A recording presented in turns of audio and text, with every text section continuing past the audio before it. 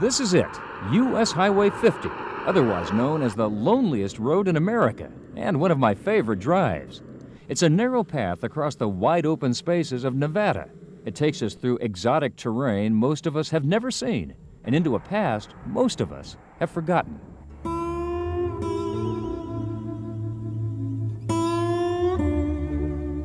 It's the last frontier out in the Nevada outback. I've got driven to Fallon, haven't even seen a car all the way through. That's 112 miles of nothing.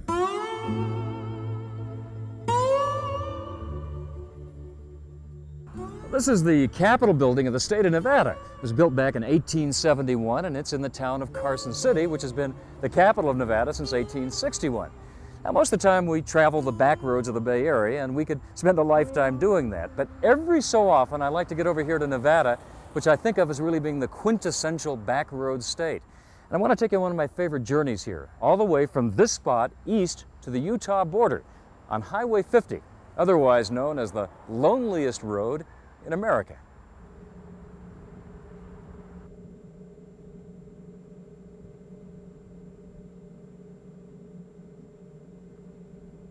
It's the last frontier out in the Nevada outback.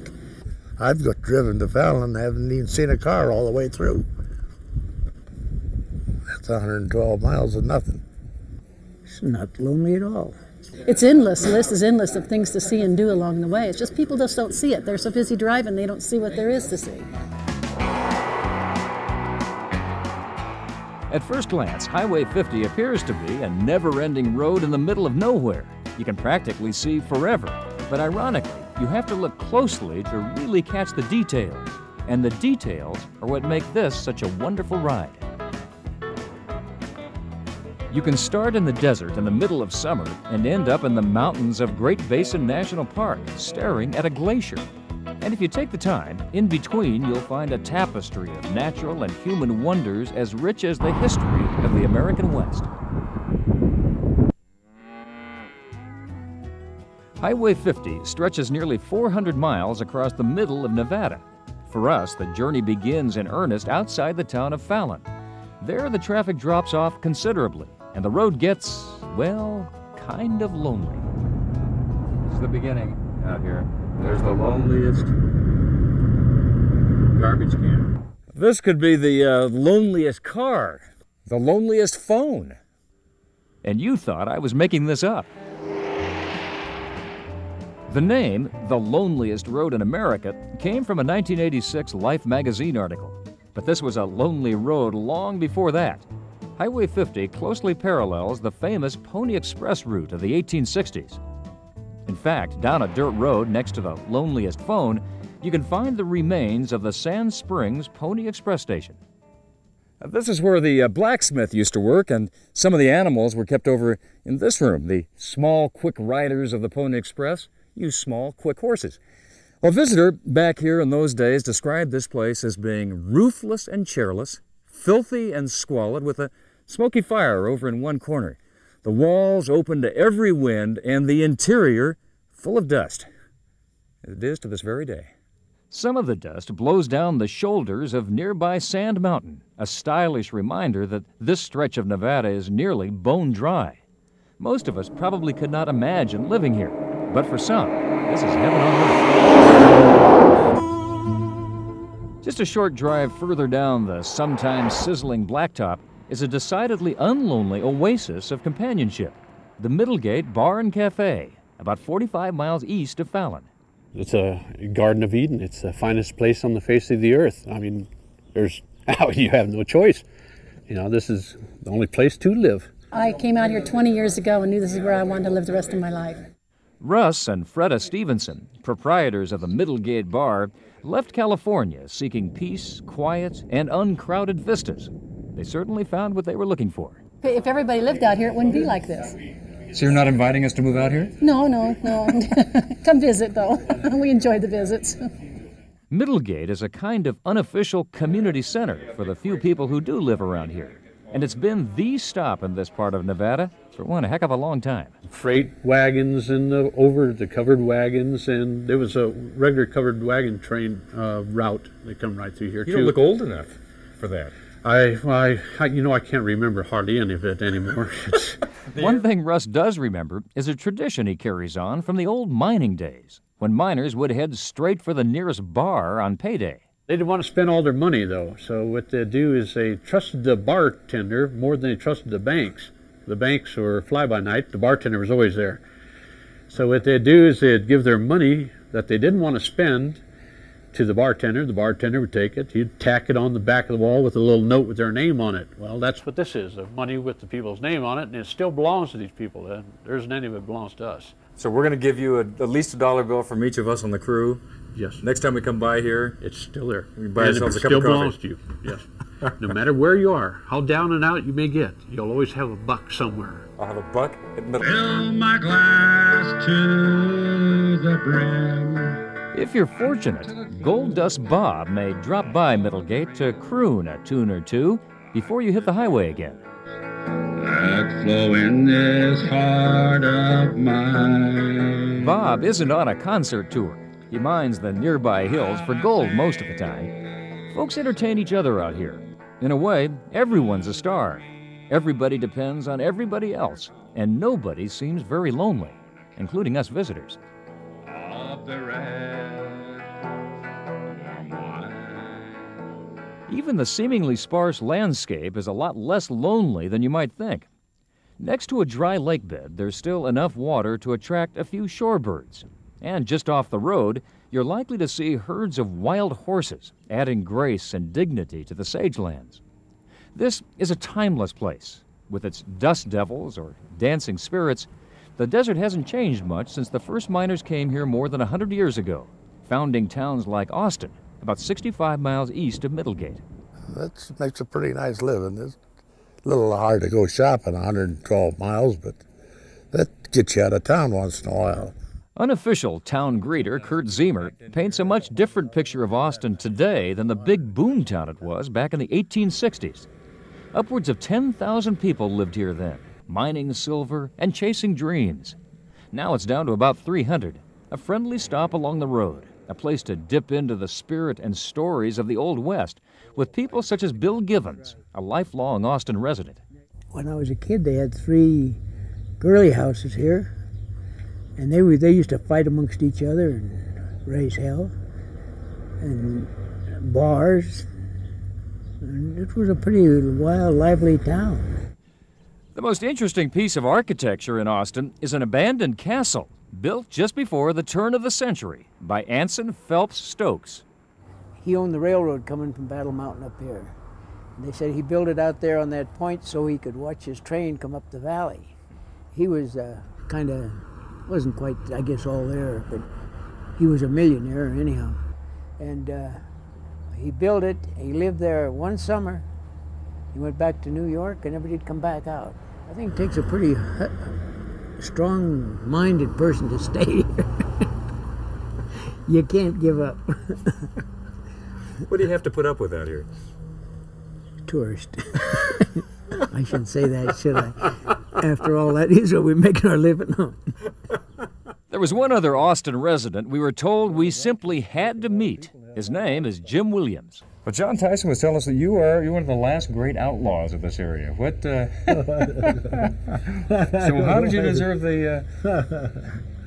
I don't know. I just lived out there with the coyotes and the wild horses and stuff, and I guess they figured that's what I was. Got to be pretty self-sufficient out here, huh? Right. Yeah. Take care of yourself. Right. No doctor, no hospital, not much of anything. Do you like it that way? Yeah, that's right. That's the way I like to live.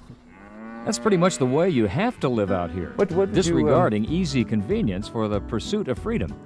That's the way it was in the Old West, and that's the way it still is today, for those at home on the range and for those just passing through. When we come back, we'll continue our journey to what some call the loneliest town on the loneliest road, and to a glacier basking in the desert sun.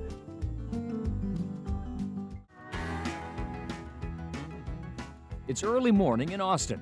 The Wild West stretches as far as the eye can see. And so does Highway 50, advertised as the loneliest road in America. It is uncluttered, but it doesn't feel lonely. The road itself is very much at home as it snakes across the desert in search of adventure, beckoning kindred spirits to come along for the ride. There's a lot of curious people, travelers, and people that still have that adventurous spirit. They say, loneliest highway, boy, I got to go see that. And so far, we have seen a lot. We've come about 200 miles from the California border to the town of Austin. From here, we'll travel eastward another 200 miles or so to the Utah border, passing through Eureka, Ely, and Great Basin National Park, looking for the details of life along the way, present and past. Which leads us down a dirt road just east of Austin to probably the oldest human imprints out here, the Hickerson petroglyphs. Today, this region is the home of the Shoshone tribe, but Native Americans have lived out here for at least 11,000 years, maybe longer. And back in those ancient times, the climate here was much more moist than it is today. There were big lakes around and plenty of food for the people to eat.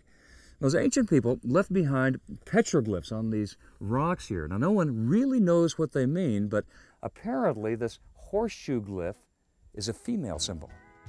For centuries, Native Americans lived off the wealth of the land. Then newer Americans arrived to live off the wealth in the land.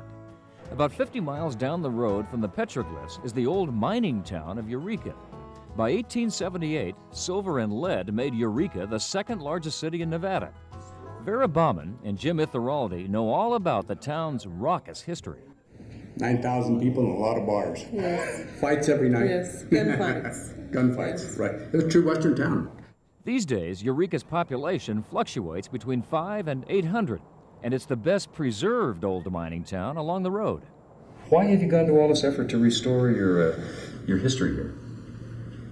It's a draw, frankly, and because a lot of us really do like the historic buildings, and it's a shame to lose them. You can see the recently restored 1880 Opera House and go inside the 1879 courthouse, which is still in use today. There's also a little museum devoted to Eureka's storied past. Eureka bills itself as the loneliest town on the loneliest road. But anyone you meet there will admit that's not true.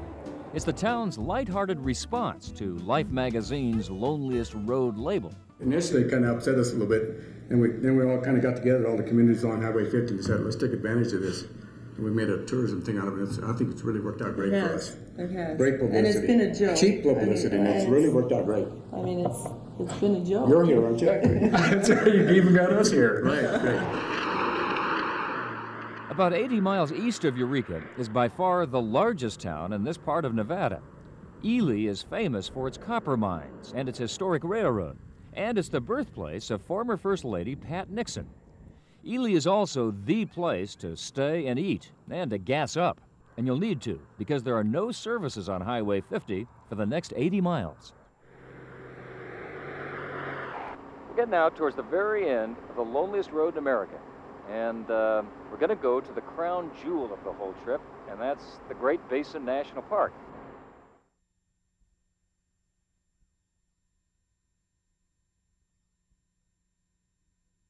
When you first glimpse Wheeler Peak and Great Basin National Park, you have to pinch yourself. That really is a 13,000-foot mountain in the midst of this vast desert. And what's more, there's a glacier up there, the southernmost glacier in the Western Hemisphere.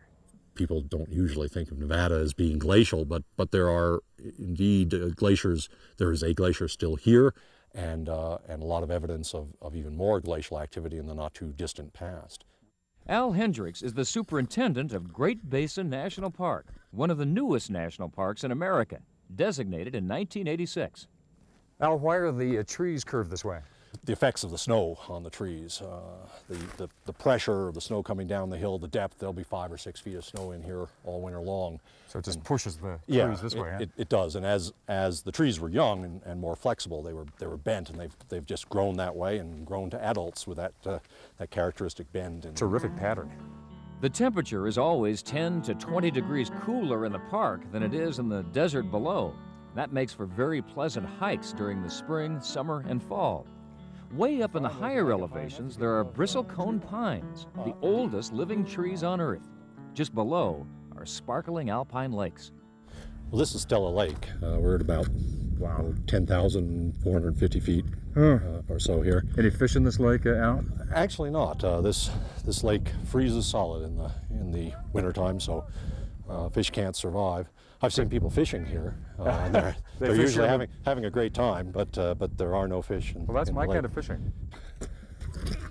There it is. Yes. Outstanding. Don't let us throw you off here. Good. 3, 4, 7, 8, 9, 10, 11, 12.